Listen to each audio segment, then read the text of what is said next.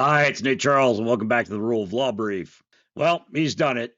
He plastered his face all over the U.S. Department of Justice. There is very little evidence that Donald Trump is a particularly skilled businessman in the traditional sense. His business record includes multiple bankruptcies, casinos that collapsed, products that disappeared, Trump University, which resulted in a massive fraud settlement, a long list of ventures that have failed or had to be rescued.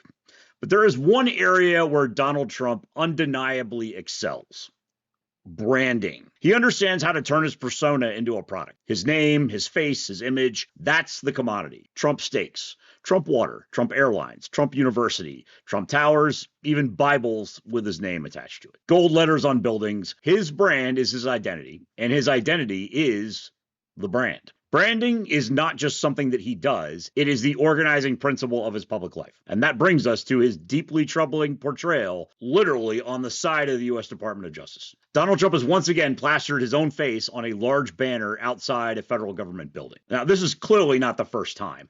Within weeks of taking office, he's put his image on the Department of Agriculture. He has repeatedly treated government buildings the way he treats commercial property, as surfaces for his personal promotion. But placing his image at the Department of Justice forces a more serious confrontation. Because of all the agencies in the U.S. federal government, DOJ is supposed to embody one central idea: that we are a nation of laws, not a nation of men. This is not a rhetorical flourish. It is arguably the most foundational maxim of our Republican system of government. It means that institutions are supreme. It means that law is applied neutrally. It means the identity of the person involved, their wealth, their power, their status, their popularity, is irrelevant. What matters are the facts and the law, applied by detached officials and judged by courts expected to rule dispassionately and impartially. Justice is supposed to be blind.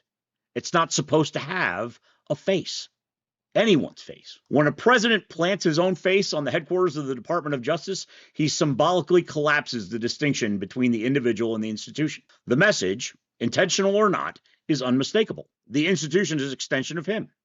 He is the institution, and the institution is him. Stated more plainly, justice becomes whatever Donald Trump says it is. Not a detached and neutral standard, not the faithful application of the law to facts, not an independent process insulated from cults of personality. Personality becomes the law, and the law becomes his personality. The law becomes synonymous with the man. And when that happens, the foundation of a constitutional republic has already started to erode. This isn't about aesthetics.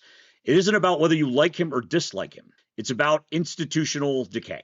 A system designed to restrain power cannot survive if the person holding that power treats the system itself as a branding platform. When governance becomes marketing, when institutions become backdrops, when justice becomes personalized, the constitutional architecture starts to crack. This is not how a healthy republic behaves. And if we normalize it, if we shrug and say this is just style, just messaging, just politics, then we are accepting the quiet transformation of our system from rule of law to rule by personality. At that point, we are no longer a nation of laws.